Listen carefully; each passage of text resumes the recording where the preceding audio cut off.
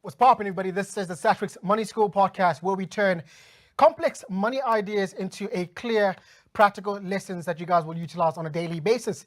I'm your host. My name is Karabo Mahloane, and I'll be sitting down with South Africans who have walked the talk, right? Entrepreneurs, investors, creators who are looking to sharing their real life journey and stories on their money decisions. So ultimately looking at what worked, what didn't work, but also what they would have done differently. All right, so today's episode we'll be looking into how to invest with purpose, purpose-driven investment. This will be helping you guys to pave a clear path of financial independence, alleviating, any debt or the weight of debt that we somehow see in the world today. Right, so first things first, give a huge shout out to our sponsors. Satrix own the market. They're all about making investment smart and simple. And the most important thing is they understand the complexities of investing, hence why they strive to make it easy and simple for you guys. So give a shout out to Satrix. All right, cool. So up next, I'll be joined in studio by Katleho Mahloane. We'll be discussing investing with purpose.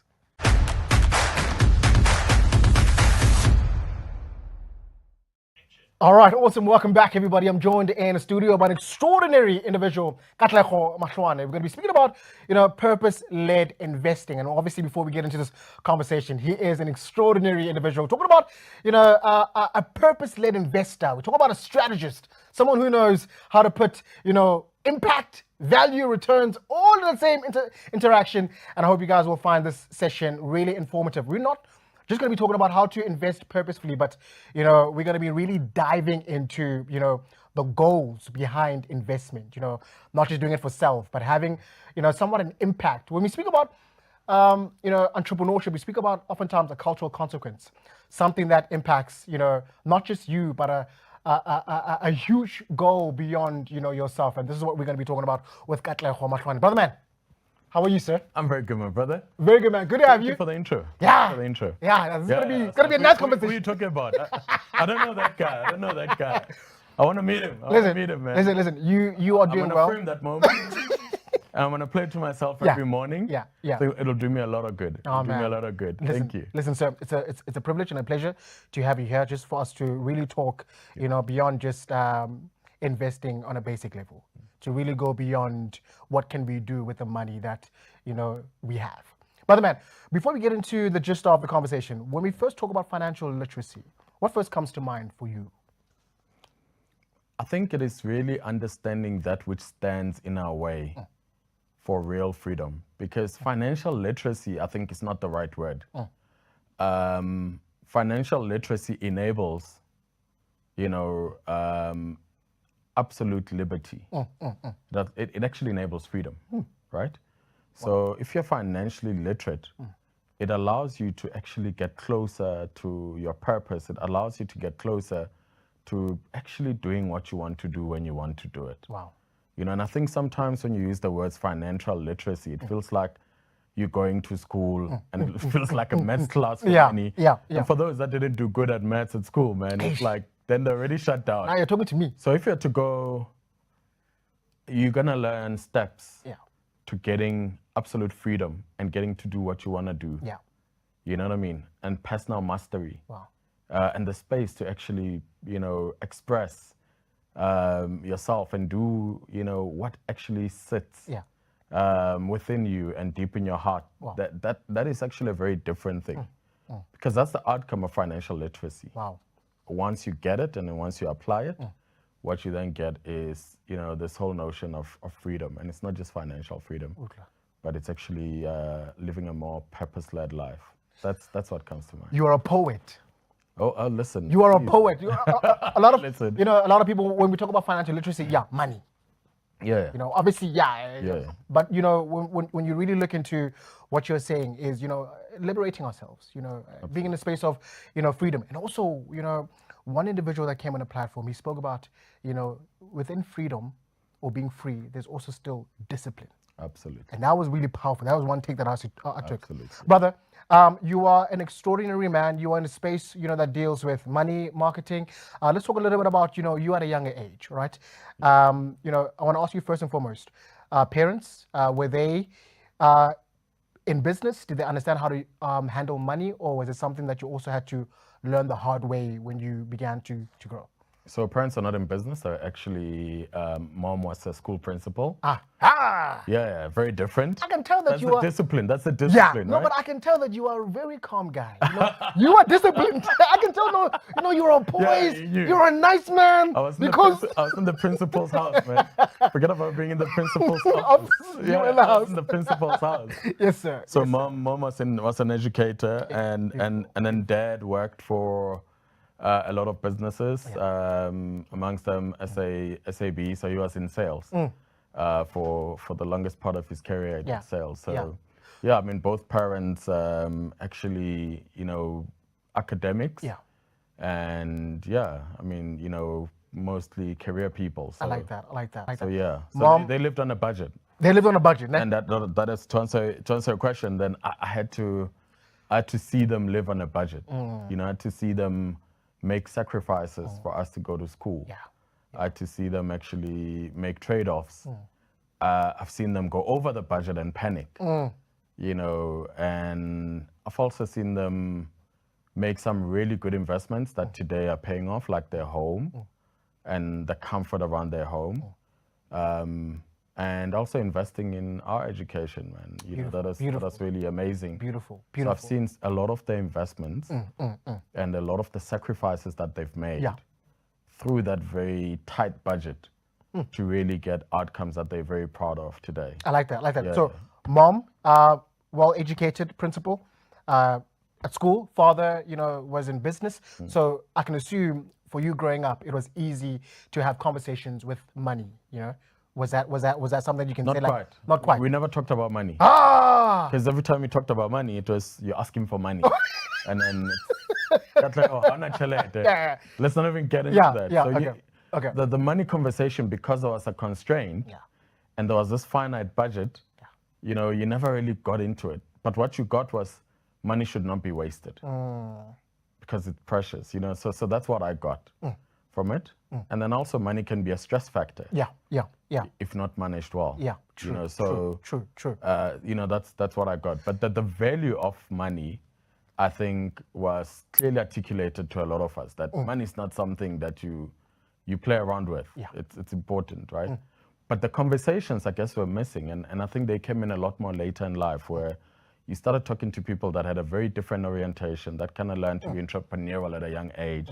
You go to varsity and you engage with different people, different backgrounds. You start working, and then you start, having engagements with your boss who's, invested in 3, 4, 5 businesses. Yeah. Geez, how did you do that? Exactly, yeah. And why would you do that? And then you start learning a lot of stuff. Yeah. So your relationship changes over time because of those lessons. It becomes a very different kind of outlook, and you get that aha around the thing that you are scared to waste. And our parents actually were focused on the savings piece, because that's actually what was marketed in the 80s. You must get money and you must just save it and put it in a bank account and just save it. That's it. You mustn't invest. You mustn't grow. You mustn't multiply it. You mustn't compound it. So we just learned, okay, you earn and then you put away for a rainy day, which is right. Yeah. And it's still the right principle. But there's also, you have to put away and invest, for impact. Yeah. Was never the message that we got. I learned that very late in life. I like that. And that was the difference. The parents taught because of constraints, because of the climate and the environment we're in, and their exposure. It was around save, put away. Yeah. Because, should a rainy day come, you need to go into your little money box. So we had those little free, the banks used to give those money box, pig money box thingies for free. Hey, but remember, I'm still young. Okay, well, for those my age, you'll know. I'm 16. But I have a feeling you know what I'm talking about. So you put your little, 50 cents. Yeah. It's back in the day when you still had Liberty 2 cents and whatnot. You'd put all of that in, and then Those the thing would be heavy. Those and then piggy, they call it a piggy bank thing. those piggy bank things. Then you take all of that, take it to the bank. Then Yeah. they weigh it, and you get to it's $50, and they put it into your FNB Bob T account. And then you're winning. That's Listen, my brother. So I want to ask you. You come from a background where you've seen hard work from mom and dad. Did that push you to say, listen, I want to go to school and make something out of myself, because this was instilled from Kohai at home? Yeah. And also, let's talk a little bit about your academic journey to where you are today. Yeah. What decisions did you take? Did you also have to pivot somewhere where you wanted to do something else, but you're like, I'm not really good at this, let me do this? Yeah.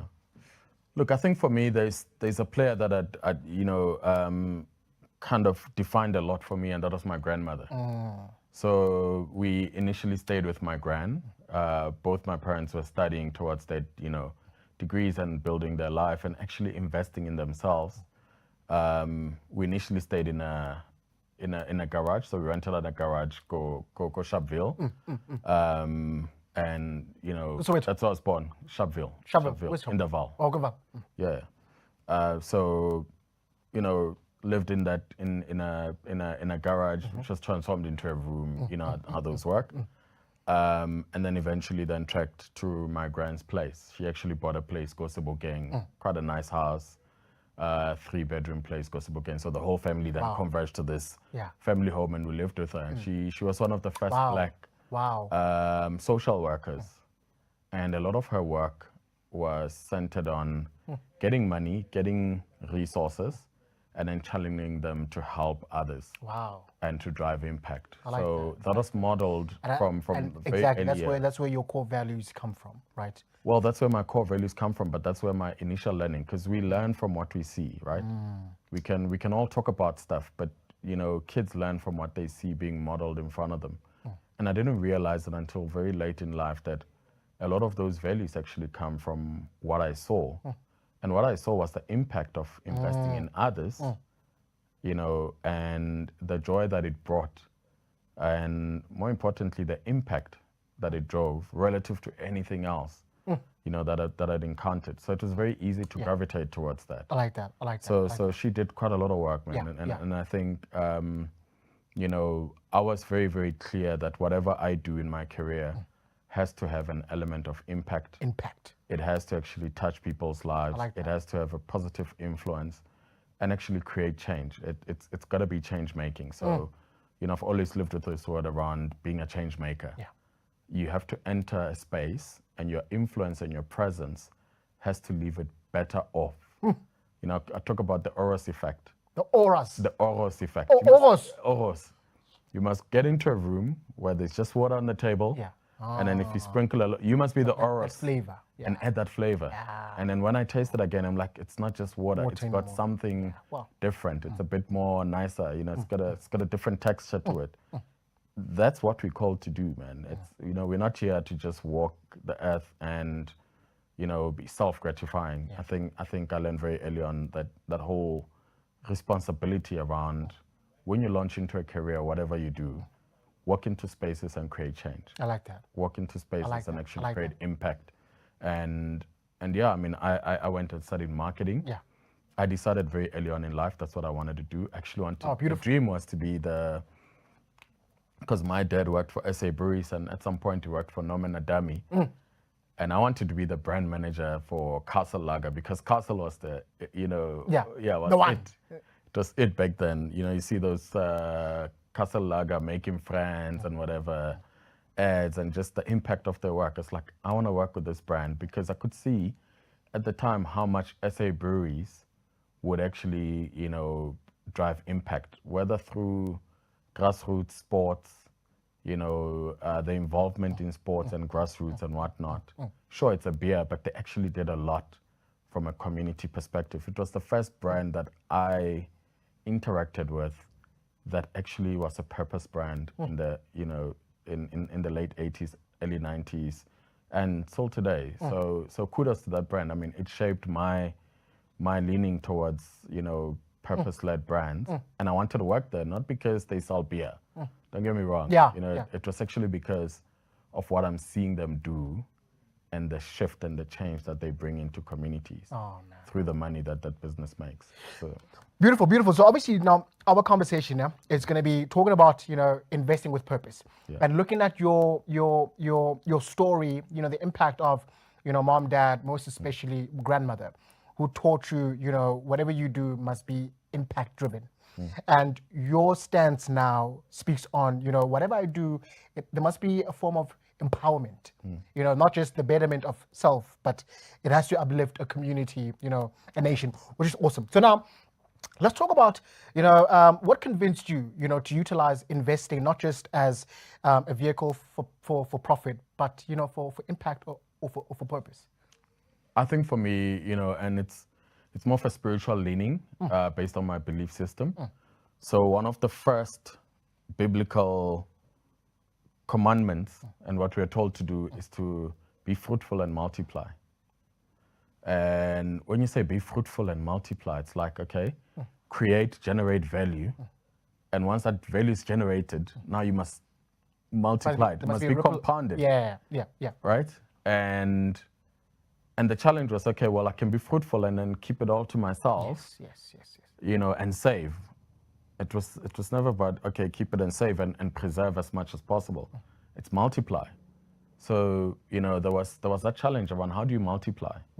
And that question kept ringing. It's like, okay, well, if you're going to live this commandment, which is the first one in Genesis, it's the first thing that, you know, God tells men to do is be fruitful and multiply. What does it look like? Wow. You know, and therefore, you know, I started looking at people that are multiplying and people that are growing wealth, you know, at a rapid rate.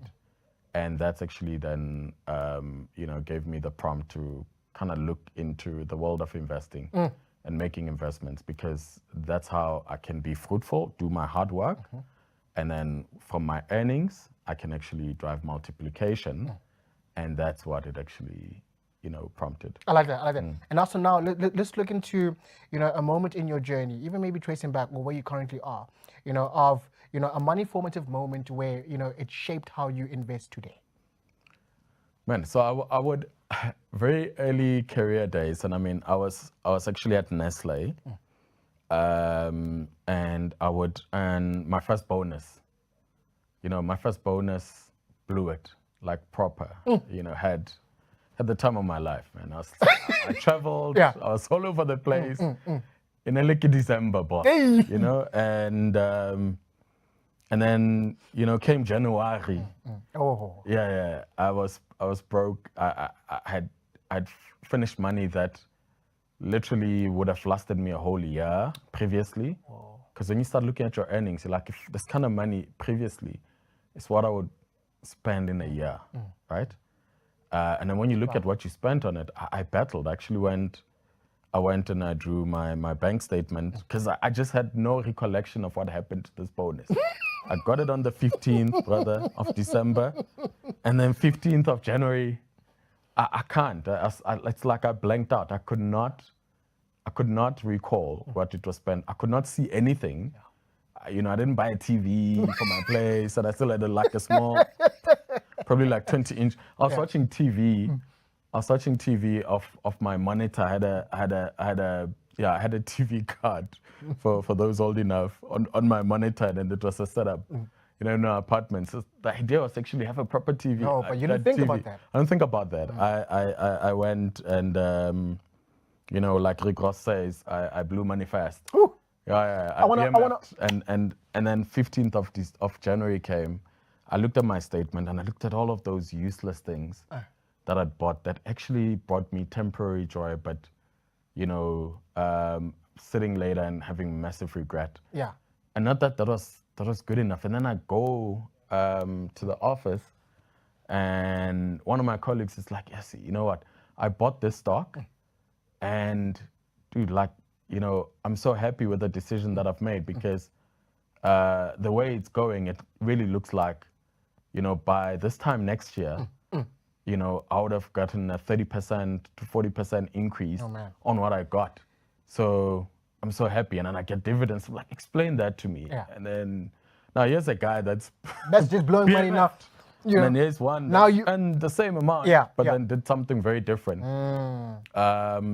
And then I got to understand the impact of actually just, holding off a little bit and probably taking some of that money that, comes not as discretionary income, but as additional income, and then thinking about it differently and applying that. I like the fact that your story speaks of your own personal true experience, right? As much as you are handling money now, you're speaking so much about investing with purpose. Yeah. But before, you also never knew how to handle money, Yeah. as your story says. But then you put yourself in a space where you allowed to be shown and taught based on someone else's way of how they handled money. Today, man, we struggle with people coming from all different backgrounds, and yes, they're chasing their purpose, they're doing what they're doing, but they haven't worked on themselves in terms of understanding who they are, what their purpose is, that whenever they get something, that this thing that I got, which is money or a gift, has to work for something. It's not just for me to self-gratify myself, So was this because of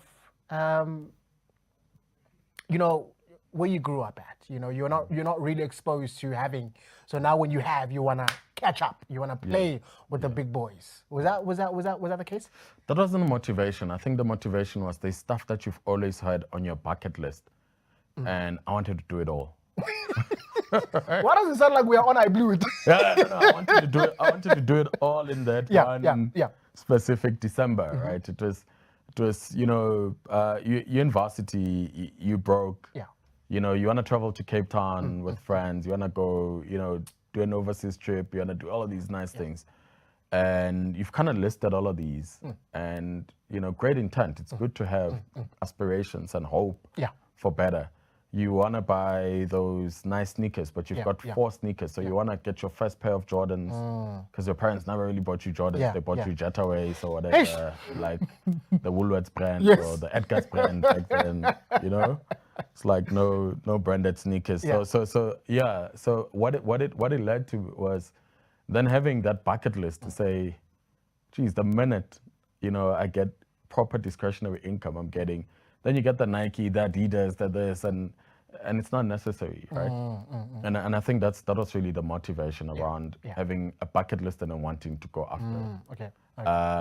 But then later learning that actually it's really about delayed gratification, because you can get all of that stuff, but you can actually get it off, other people's money, and by other people's money, I'm talking about the money that you have put in and the seed that you have planted. And then the dividends can actually be used to cover some of your bucket list items. But it actually is what motivates you to keep going. Because if you break it down into one thing a year that you do for yourself, and you've got 10 things, it means you've got a plan for 10 years already. Yeah. So that's quite important. And then, you mentioned something very important earlier around how do you actually develop yourself? So the best investment you can also make is the investment in yourself. So I'd already started doing quite a lot of that in terms of, funding other learning, alternative learning, being curious. Back then you didn't have the richness of the content that you've got on YouTube and on TikTok or other platforms. And certainly AI, it's a great benefit and enabler now. But you needed to get yourself into classes, into classrooms, pay for that, pay the 15, 20 grand for that VETS course, for that Gibbs course, learn strategy, learn about investments. I actually did an investment class with UNISA, and that was my first investment to myself, investment analysis program with UNISA School of Business. And in fact, they call it CBL, Center of Business something. Center of Business Leadership, something like that. But that's, just obviously long distance and whatnot, but it taught me a lot and it taught me the fundamentals. But those are some of the investments that you actually make in yourself. But it requires you to have a curious mind and to kind of hear something, but I want to find out more. So I've heard that this dude is investing and he's going, but I can't just go on his word. So let me go and find formal training in this so that I learn for myself and then get resources that help shape it. And then you keep on compounding your learning. So in as much as you look at your investment portfolio, you've also got to look at your personal investment portfolio, which is how much of your money has gone into teaching you, you know, about very, very important things that you're curious about, that is going to help you be an effective impact, you know, investor. So that's quite important. Awesome. So now, Katleho, you know, we're talking about, you know, investing with purpose, and oftentimes you hear, you know, purpose-led investing. Yeah. You know, what does that mean, you know, for, you know, someone listening, you know, and just define it with everyday terms? Yeah, I think quite simply put, right? It's we might be sitting in Johannesburg today, and that's the geographic location.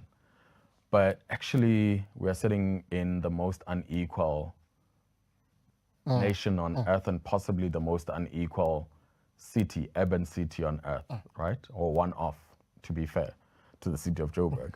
One of. Just now I get the mayor calling me after seeing this. You know, one of the most unequal. So, you know, what it means is there's a responsibility among those who are blessed and those who have some resource or some access to actually, you know, redistribute it.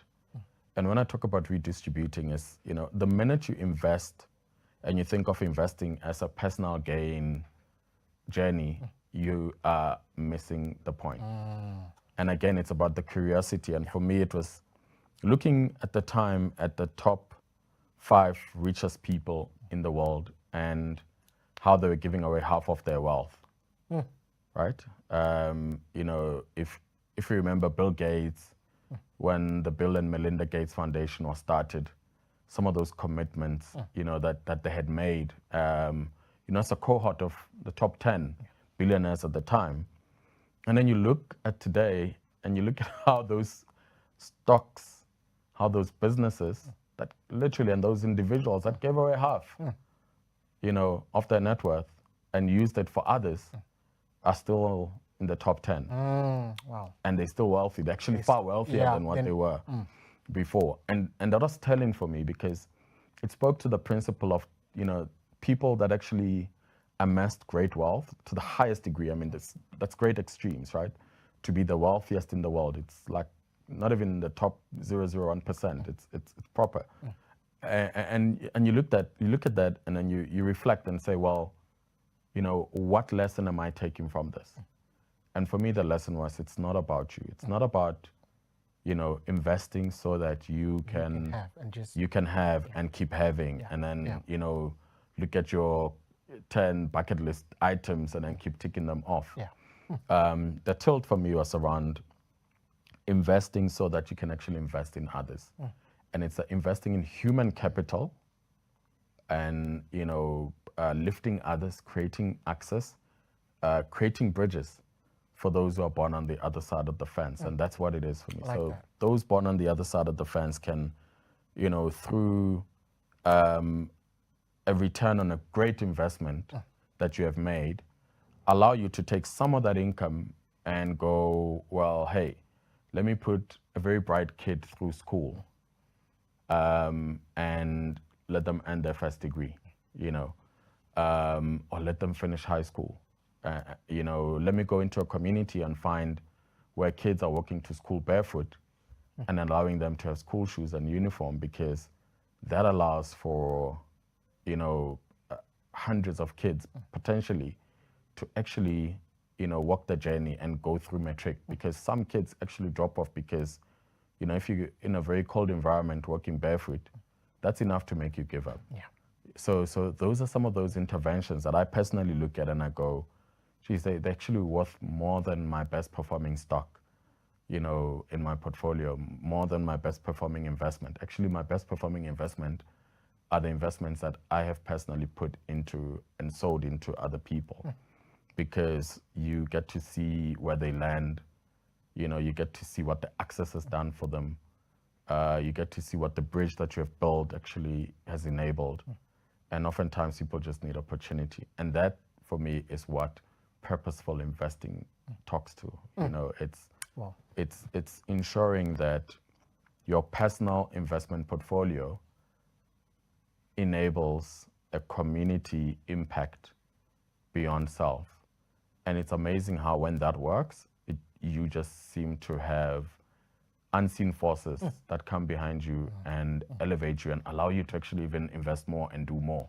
And that's, it's an ongoing journey. It's a hard one, but it's really about sacrifice and seeing the greater community versus self in the most unequal nation on earth. I also heard, Denzel shared something so inspiring that he would run with for life. He said, each one teach one. So he's in a space where he's able to lift someone up to be where he's at. And that becomes a ripple effect where that next person will be able to lift that other person up. So it just keeps continuing. So if we keep living our lives knowing that I'm not just in a position for nothing, there has to be a ripple effect. Absolutely. Life or the world just needs to keep rotating by us giving off what we have. The knowledge, opportunities, So that's amazing. But now let's... To that point, it's the notion that leaders create leaders that create other leaders. That is true leadership. I always say we can have a lot of theoretical conversations about leadership. And my true measure of any leader and the biggest KPI that I've got for myself is how many leaders that you have created that create other leaders. That's compounded leadership enablement. And that's very important to your point. I like that. So now, Brother Katleho, how do you measure, opportunity, or how do you evaluate opportunity? Looking into the risks, the impact and the returns, all in the same decision. How do you weigh all of that? I think there's very, very good tools that one uses, and one is, my investment philosophy is actually based on one, picking out businesses that have actually gone the long haul, right? And it's not a conservative view in investing, but it's just around, one, is this a business that has actually stood the test of time and continued, with actually adding measurable value for shareholders, right? That's the one. And then the dividend play is also quite an important one to look at, to say, how does that trajectory look over time? Because time actually tells you a story. So a lot of people make investment decisions because something is hot now, and you put all your money into it, and you're like, well, cool, NVIDIA, let's all go in. But what is the NVIDIA story over time? And the past performance is normally a very good predictor of future performance. It's not always right, it's not always 100%, but it does give you, a very good point to start. Then the second one for me is just around evaluating from the problem that a business solves and whether that problem is going to persist, right? So, what problem does a business solve? Who are the consumers that it solves it for?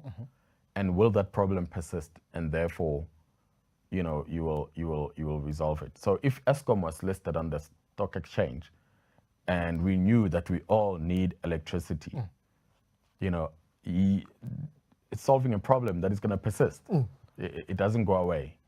If that human beings are always going to need clothes and they're always going to need clothing, then that if a retailer is selling food and at a good value or at a good quality, you take a Pick and Pay situation, you take Woolworths, a ShopRite, they're solving a problem that is going to persist because people are going to always need food and groceries, and then that's the second lens that I think you then look at as well within the case. And then you've got to measure your own risk appetite as well. How much am I willing to risk? How much am I willing to go in with, in my portfolio? And how do you balance your portfolio to what is conservative and quite linear and doesn't bear a lot of risk to keep ticking along? And then what actually are some of those decisions that you can take that have an element of risk but great potential because they solve a real problem that is going to persist. They may not have the 20-year history, but they've actually got a very sound foundation of a problem that they're solving. And then you actually put money in a balanced portfolio in that way. But it's also, I guess, one of the things I started realizing is I invest in things that I'm interested in. So I invest in businesses that have, when you start looking at the sustainability report of a company, and it's one of those documents that most people don't read, right? You hardly hear that somebody read a sustainability report.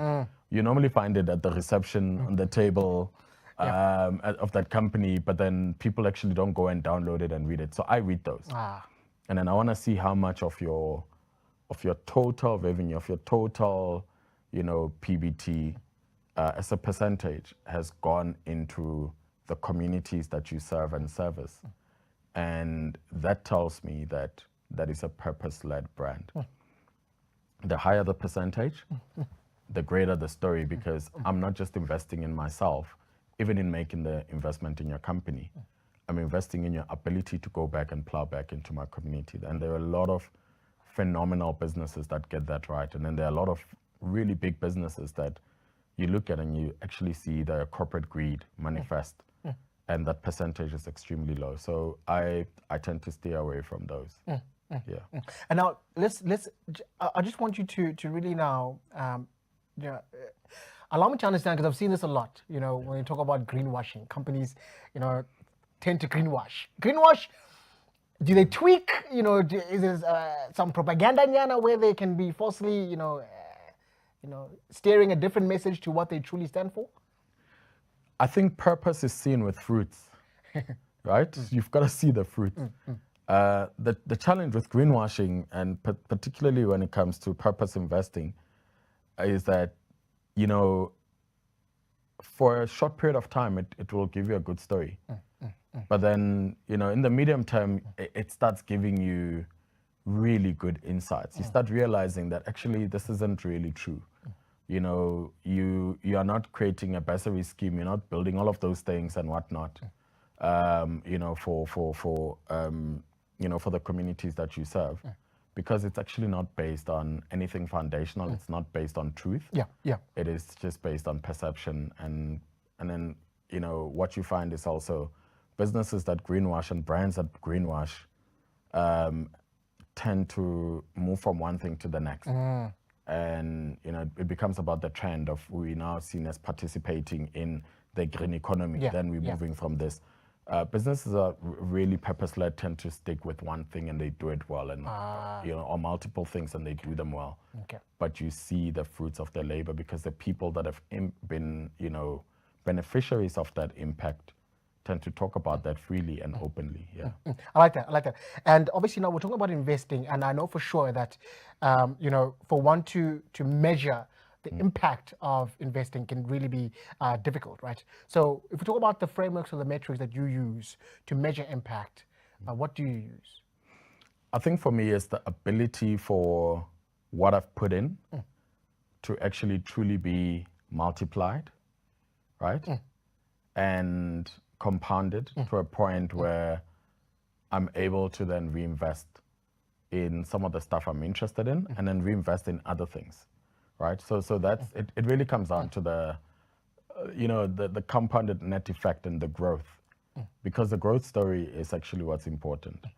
And the growth story is not something that when you talk about purpose-led investing and so forth, people tend to think that the growth story then goes out of the way because it's just all about actually you need to be a lot more harder and stringent on high performing portfolios, because now you're sharing your money between what you have to do, what you need to reinvest, and then what you need to put back into others. So that requires a high yield and a high growth yield. And that's really the true measure becomes then what has been the compounded multiplier growth effect relative to a peer benchmark. And I think for me, peer benchmarks are really good, where you take a sector and you take, the top players in that sector, and then you look at your stock and where you've put in, your investment.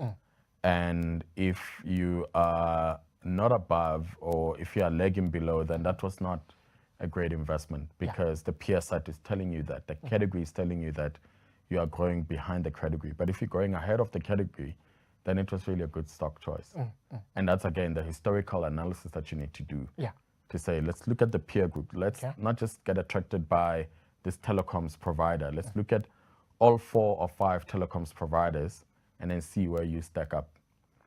And then when I measure my return, I need to still see my return based on the category, and that becomes quite important. All right, cool. Brother, before I let you go, I want to ask you real quick. I want you to talk me through a trade-off that you've witnessed where, let's say, for example, the purpose case is strong, but the financial case is uncertain.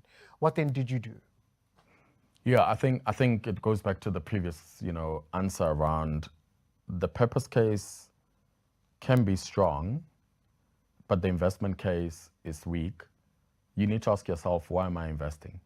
Why am I going into this? And one, it's, if you do the peer review and you realize that, the investment case is weak, then for me personally, I don't put my money into it. It doesn't make sense. Yeah. Both have to be strong. The purpose case and the growth case and the investment case have to be strong. They kind of have an interdependency. You can't do one and not the other. Yeah, They have to work well together. A lot of times you find the opposite as well, where the investment case is very strong, but the purpose case is very weak. That also doesn't make sense. It's that very delicate balance. I call it ambidextrous investing. You need both. Got some young people. Balance. Balance. Oh. Balance both, because that's where you actually get great synergies. Yeah. I like that. My brother, before I let you go, I want you to look into that camera and just advise, any young South African who wants to start investing today. What's that small step-by-step thing they can do that they can now begin to invest with purpose-led investment? Cool. Awesome. I think the very first thing is, it's never too late to start. And a lot of us, regret our mistakes for longer than what we should. As I mentioned, I blew my first bonus. And, but the nice thing is the very next year, I actually had a very, very different outlook on how to use that bonus. So don't let your mistakes and your money mistakes define you. It's all part of learning. And also, it's never too late to start. So at any point, whatever amount of money, you've got, whether it's 50 rands, 100 rands, start, because that allows you to actually learn. The beauty also of the platforms that we've got is you can actually build a demo account. So even if you don't have money, you can start with the principles of investing through a demo account and then learn how to actually invest using a demo account. And that allows you to then, by the time you have money, you know how the game works and how to play and where to invest. And then the last thing is just around, forgetting this notion that it's about you. I think there's a very Western principle around you've got to invest so that you are wealthy and you make it and you tick off your bucket list. But you've always got to be conscious to the fact that real investments and the people that are the most successful and for a long period of time have actually built their wealth out of giving, out of impacting communities, out of finding the stuff that they're passionate about, that they want to solve in the world, and then going back and actually plowing into that. So your, net returns, start seeing them as seeds that you can put into human capital, the seeds that you can plant into somebody's education, into a family member's, business, whatever it may be that it is for you that you feel closest to your heart you want to solve. Let your investment portfolio include a human capital portfolio around what some of these proceeds are going to go into in shaping and helping, the lives of others. And you'll see, again, unseen forces are going to be behind you, and you're going to see much, much more blessings and a ripple effect of blessings. And actually you live a life that is a lot more happier when you give of yourself, when you think about others. You've also got to think about yourself as well. And when I say think about yourself, it's around investing in your own story, investing in your own capabilities, investing in your own knowledge, and really putting money aside to actually understand stuff that you're curious about and gain mastery in the different things that you have interest in. And keep going. I mean, I'm still learning every day. I still make a lot of mistakes today. And I still sit around rooms with people that teach me remarkable and new things. So find yourself in the right rooms as well and learn from others. Be curious, ask questions. Ask the stupidest question you can think about. It always leads to the smartest insight that you get. And more importantly, keep going, keep trusting yourself, and build community. That would be my message. Yeah. Kurban, sir, thank you so much. Thank you so much, man. Your time is valuable, and you are just here, to really shift our minds away from not just focusing on self, especially with our investments, but having, a deeper look on what we do, with our investments. It has to impact other people. It has to impact, communities. Thank you so much, my brother. I really, really appreciate you being here and just giving, your nugget of wisdom. And I know for sure somebody watching and listening will really run with not just what your grandmother instilled, but the value that you also walk and live by. Thank you so much, brother. Thank you for having me, man. All right, awesome. Good. Awesome. Katleho Mahloane right here in the building, speaking about investing in purpose. I hope you guys found this session informative as much as I have. Listen, we keep learning every day here. It's what we do, man. Impacting all of us on the power of financial literacy. You have to learn about money, but also how to make that money work. Not just for you, for others. Cool. Yes, sir.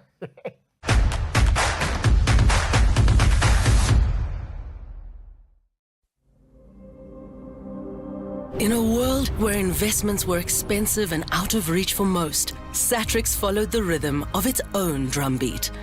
In the year 2000, Satrix introduced index tracking to South Africa. Since then, we have made investing accessible to everyone. Through low fees and no minimum investments, we give all South Africans the chance to own the market. Our range of investment products offer diverse access to strategies and asset classes across local and international markets for any stage of your life. We've kept in tempo with our community, winning the Salter People's Choice Award for the last 7 consecutive years. Our cost-effective and award-winning products offer value to individuals and institutions alike. Satrix has managed index tracking funds for institutional clients since 2000. From ETFs and unit trusts to life-pooled and segregated portfolios, to meet the different needs of clients, pension fund members, and organizations. By driving the global cadence of indexation, our bespoke solutions have contributed to Satrix holding the largest market share in the South African ETF industry. And we're expanding our African footprint. At Satrix, indexation is anything but passive. We stand proudly as the drumbeat of possibility. Satrix, own the market. All right, awesome. We're tuned in all the way from Cape Town. I got back in studio with me, Siyabulela Nomoyi, the Quantitative Portfolio Manager at Satrix. But Siya, sir, welcome back. How are you? Good. Good to be back. Thanks for having me again. I truly enjoy our conversations in this platform, so I'm happy to be back. Always great to have you on the space. We're going to be having now important conversation on keeping your money yours. But Siya, we are in a space where, you get to see not just with entrepreneurs, but also with maybe A-listers, where you say this person is actually bad with money, right? They get money, but somehow they don't even know what to do with it. So I guess the conversation that we're going to be having today is looking into the importance of how do you keep the money that you get. So let's start off with Siya, with the wallet, with the account, what's in your possession. Where do most people lose their money without first realizing it? Yeah, I'm not sure if any money actually reaches the wallet anymore. In fact, do people even have wallets in their pockets? But on a serious note, talking about personal finance more broadly, there's quite a lot of ways to actually lose money without noticing it, or sometimes just plain ignoring some terms. So the few I can mention here in this platform would be, for instance, bank fees and charges. I mean, while it's nice to change your color of the bank cards that you have to black or purple, whatever the color that you like, there's quite a lot of fees underneath that.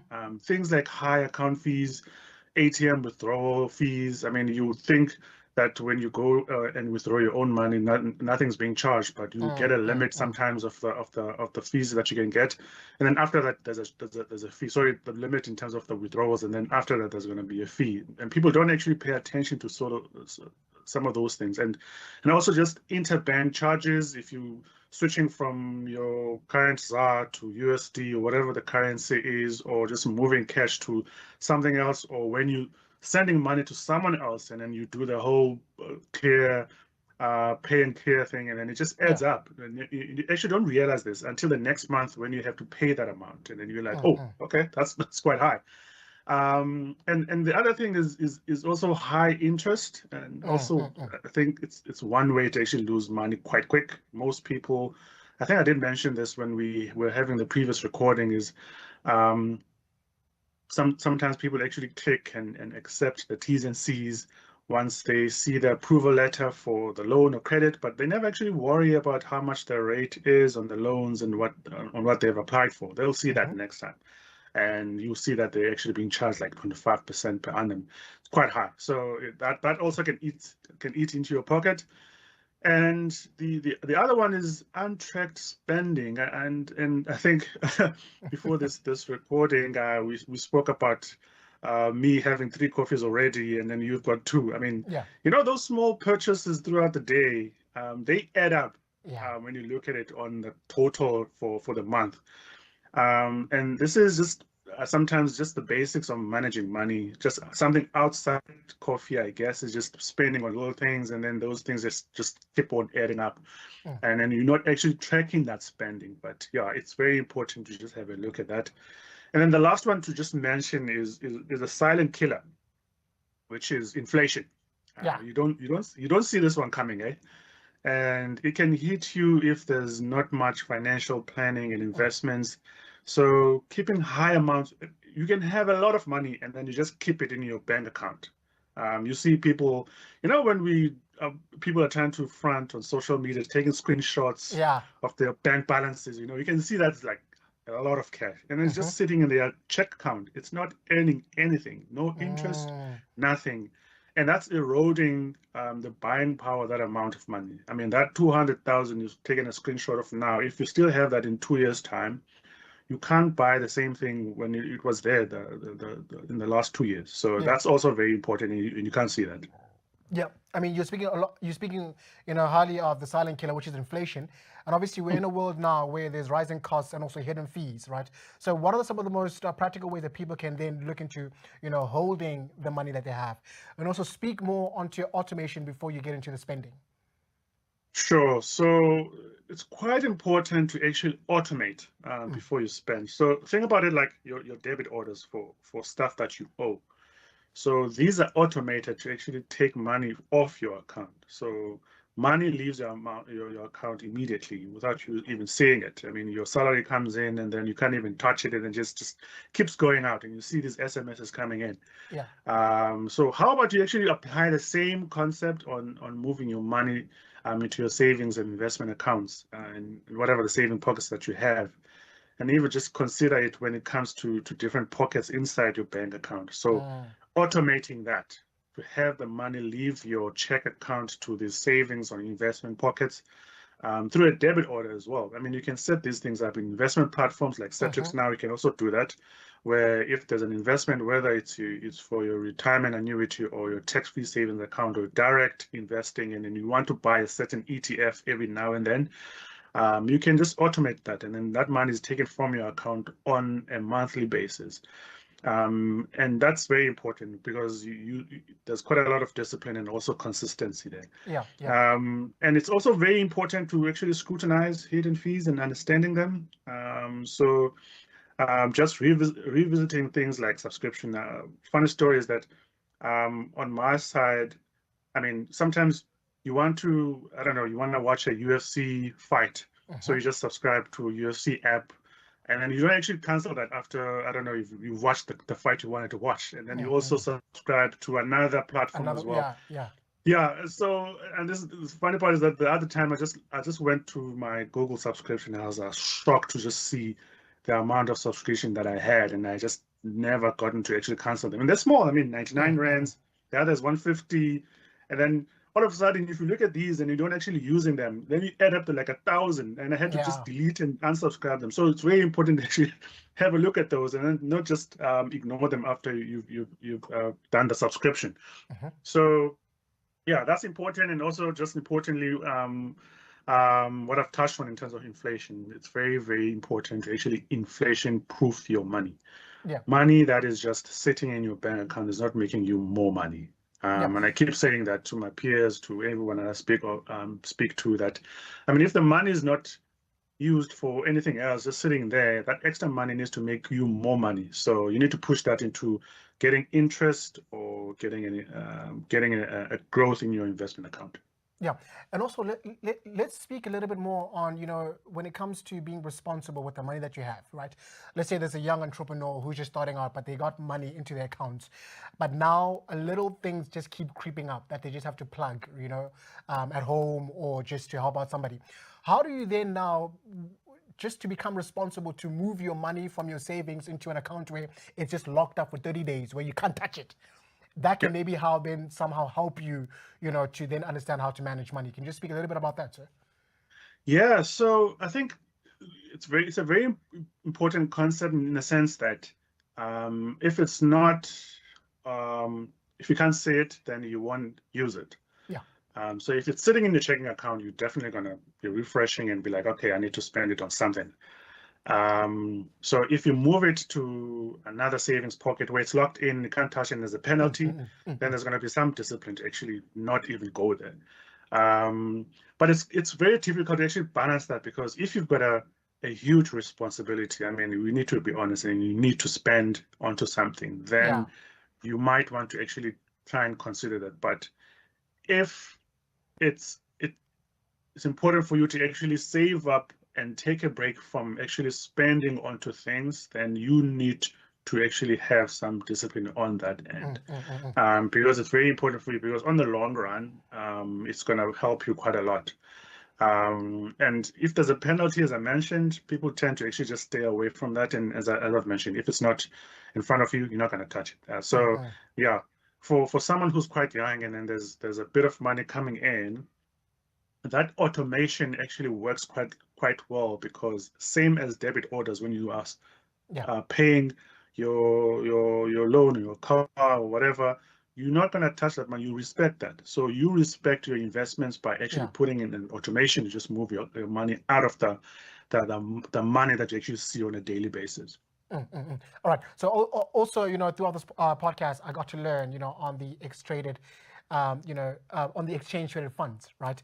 But how can we now use ETFs to help us not just protect our money, but also to grow it at the same time? Yeah, great question. I mean, and ETFs are really my passion. I think I've already touched on inflation being a silent killer when it comes to eroding your finances, and essentially this is where investing in especially in ETFs, this is where they come in.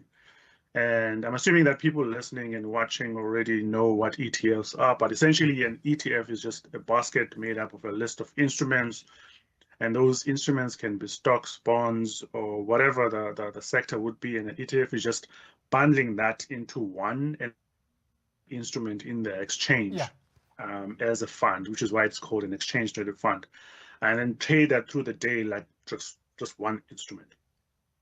It's a very powerful tool to actually start investing, but also it can be an advantage when it comes to also avoiding high fees when investing.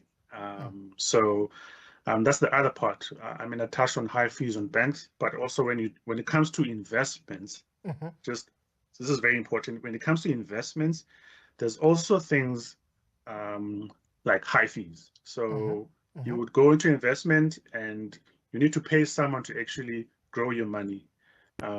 So there are different levels in terms of fees there, and ETFs tend to be the lowest in terms of the costs that they come with. And they're easy to understand, and you can trade them yourself. You can go into an investment platform and trade them yourself, and go into different ones. And because ETFs is a bundle of or basket, it can be quite well diversified. For example, let me just make a quick example. The Satrix kept all share ETF, which is my personal favorite local equity ETF, it holds around 120 stocks in it. So this one instrument, 120 stocks, it splits that into different industries like financial companies like Capitec, Standard Bank, First Rands, or in the industrials, it can have Naspers, ShopRite, Woolies, and also resources as well. You can have Exxaro there, you can have Kumba, Goldfields, Harmon, all these big companies, they are all bundled into this one ETF. And you can hold these large mid-cap or small-cap stocks in there. So the diversification can help in growth of your investment if you are fully invested over the long term. And you'll be able to actually keep up with inflation and even better over the long run. And that's very, very important when it comes to ETFs. And that is a very, very low cost to you. For instance, that ETF is about 15 basis points, so 0.15%. So there are other ETFs which are also fall under different asset classes like bonds, offshore equities, and different sectors as well. And in South Africa, you have a choice of about 120 ETFs to actually buy from the JSE. So basically, I mean, when it comes to ETFs, you get access to both local and growth, global growth. Have products that offer this at there's products that offer this at a low cost. You compound over the long term. You get diversification on your investment. So you kind of like you are managing the risk in terms of what you get between short term and long term, and then you protect your money from inflation erosion, which was I was saying was a silent killer. So, but you need to make sure that you build discipline and consistency in your investments. Exactly. I like the fact that you're just touching on the discipline and consistency, because in this podcast, we're not just talking about money, but also to take a step further on how to make money work for you, right? So now, Busia, when we speak about discipline, when we speak about responsibility, let's talk a little bit about the mindset, right? How did one go from not just making money, but now stepping into, making this money work for me? Yeah, so this is a tough one, especially for a young entrepreneur or someone who just started. I mean, when that first check comes in and you're like, okay, I've never seen this in my bank account. I'm pretty sure my bank is going to call me as well because I didn't tell them that I've got a job. Yeah. And then you just start thinking about, where do I spend it? I mean, because I mean, a lot of people like to spend. I like to spend as well.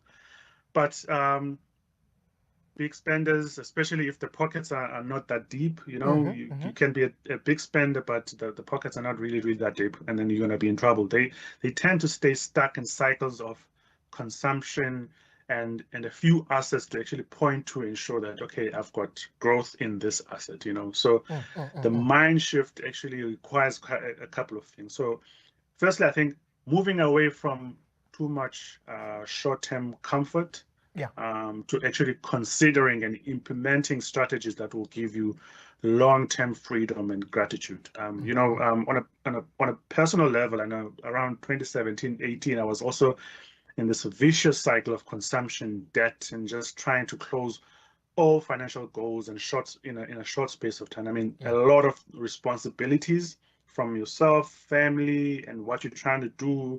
I mean, I moved from staying with, I think in 2011, with 6 guys in one house, and I was like, okay, I have to move on to my own space. And all of a sudden, that the rent was half my salary, and you see those responsibilities. Yeah. And then there's still family and all those things. So I had to shift. After that, I had to shift to this kind of thinking. And I promise you, just yesterday when I was looking at my investment account, I was talking about 2011 and then moving on to 2017 when I was starting to actually earn a better salary of some sort. That journey since then, it was quite emotional yesterday when I was looking at my investment accounts. I mean, the big difference that it looks like right now versus back then. And back then, I would just laugh at you. Would you tell me I would be in that space right now? So it was quite an emotional realization of how far the road has been, and just sticking to being disciplined really helped. And then just in terms of the mind shift, the other shift is not only just trying to look at income only as being the source of your wealth. So you need to look at income as ways of also providing growth outside your basic salary or the income that you make from your business. So the investing route actually comes in here. So basically here, every single rand side rand that you're not spending, every single rand should either bring you more rands, either through dividends or interest, coupons from bonds, or that needs to give you growth in value, so capital appreciation. So, but do also spoil yourself every now and then, because it's very important that you take care for you of you and for the future. And then lastly, I think investing must have a purpose, because if you don't have that, it's going to be very, very easy for you to have an emotional attachment to your money. If you put this in your tax-free savings account now, but you're not thinking about, okay, why am I putting it there? Something comes up tomorrow, it's going to be very easy for you to just take out the money. So making your savings and investment pockets very vulnerable to you taking money from them. Yeah, yeah, and I think that's also one of the conversations that we're going to be diving into later on, deeper on, purpose-driven investments. But I actually like the fact that you're sharing your story on, how it was for you earlier on to where you are now currently with your investments, which is also really nice to hear. Speaking from somebody who is literally walking that walk. But see, I want to ask you, have you seen I Blew It? Excuse me? Have you seen the show I Blew It? Yes, it's actually. Yeah. It's bad to say this, but it's been one of my favorite shows, watching it with my wife. Yeah. I think I also the things you see. Yeah, obviously we're going to get into a space where, there are ways that people can get money, right? Whether you work for it or, something happens and then you just accumulate, amount of wealth. But now we get into a space where, people are not taught on the importance on, money or investing in what you have. Let's talk a little bit about, ways that people sabotage, and not understand, how to hold on to their money. Can you speak a little bit about that, Busia? Yeah, it's funny that you touched on I Blew It, because this part is quite powerful, because I mean, it speaks to what I was saying, that you just started your job and then all of a sudden you see this amount of money. Just imagine you've had years and years of just having nothing to show, and then all of a sudden you've got 20 million in your bank account. And then I was thinking about this show that you're speaking about, I Blew It. These guys, I think one of the episodes, the guy actually went to fetch the money having his plastic bags. He thought he was going to be given this money as cash. He's putting in plastic bags and just loaded in the so I mean, once you see that, you just want to spend. I mean, so which is why I'm saying this part is quite powerful here. So just failing in wealth building is sometimes just caused by habits that actually drain assets and money silently. Sometimes loudly, because if you have a lot of money and then you're buying these different cars, that's not silent. So when that salary increase comes in and you're like, oh, I earn more money now. This means I can actually spend more. Yeah. Even with kids, my boy is turning 10 in Jan. Given 20 rands, he's gonna be happy to go buy a couple of packets of chips and just have those. And as soon as I give him $100, he's also absolutely okay with running to buy 5 times what he just bought just now, just to consume all of that. Yes. So adults actually can do that easily as well, although have a very small chance of having a salary that goes up 5-fold. So that's the one part. So it's very, very important to just watch the fact that every time you get this space in your salary because of your increase in the income that you get, whether it's a salary or income that you get from your business, not think about it as, okay, I can spend more now. And then the other part is credit is a problem, and a big one, especially in South Africa. I think we've got way too much access to credit. I mean, the guys who are offering credit are the ones who are begging us and calling us on a daily basis. I don't go out and look for credit. The guys who are actually offering that come to me 10 calls a day. They want to sell you a cell phone, bank account, wants to give you a loan, a credit, all those things. So it's up to you now to actually take the decision. So I did touch on this on our previous episode. I mean, we spoke about good and bad debt. So it's a bad debt. So it's a tough one as well. And I think one of the most important ones is also just ignoring budget. The basics of money management budgeting. And you really cannot freestyle your income every single time and just simply drain it out to zero. You need to be diligent and you need to budget. You have 100 rands as income. How do you spend it? What is the allocation to your needs in terms of your living? Is that 20 rands? How much is it going to be invested?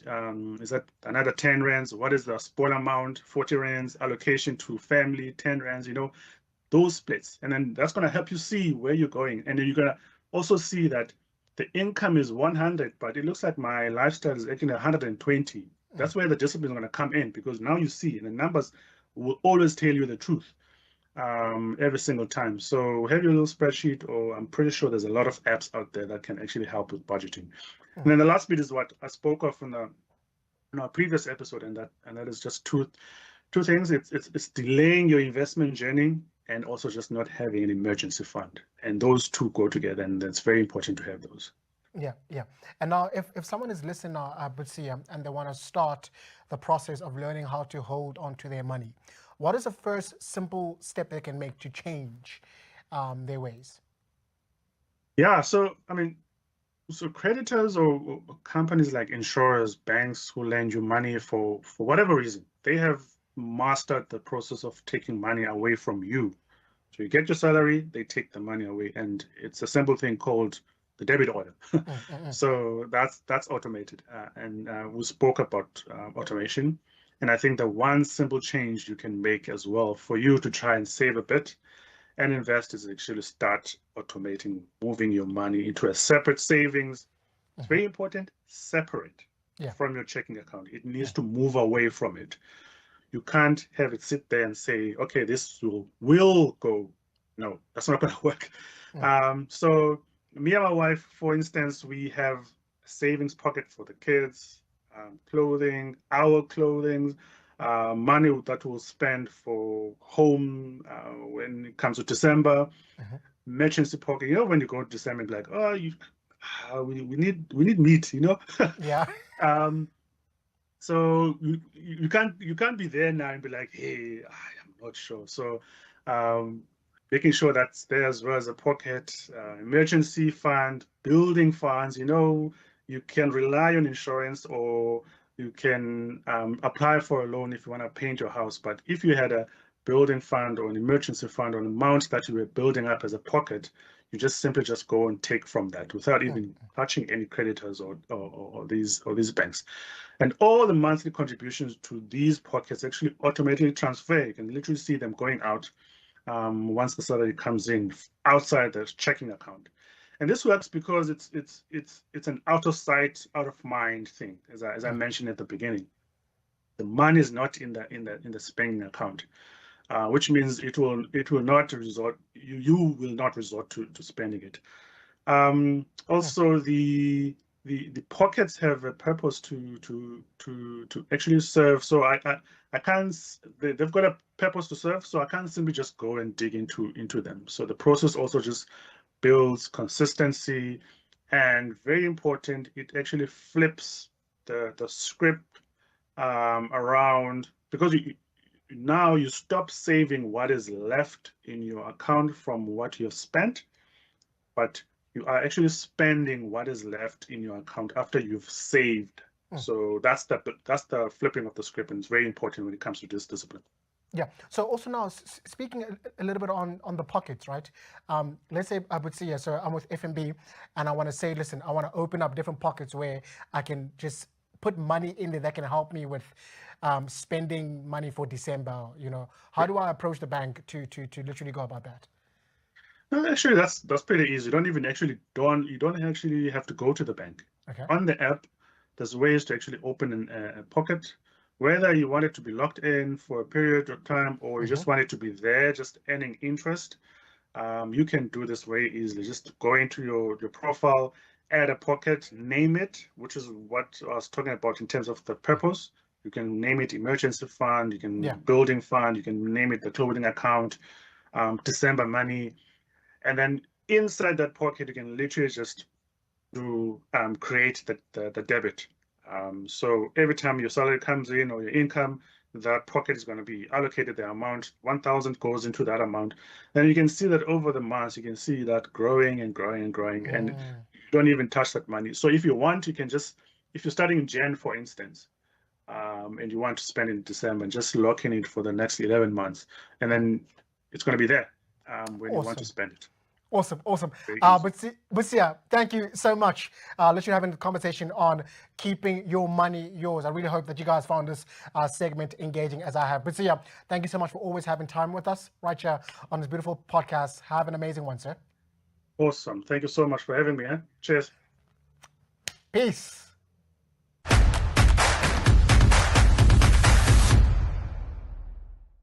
All right, that's it for today's lesson right here at the Money School podcast. Extraordinary information right there from Siyabulela Nomoyi, the Quantitative Portfolio Manager at Satrix, as well as Katleho Mahloane, looking into investing with purpose. I hope you guys found this episode extraordinary, engaging, and as well as informative for you guys. Please don't forget to hashtag Satrix Money School podcast. I am your host. My name is Karabo. See you guys next time.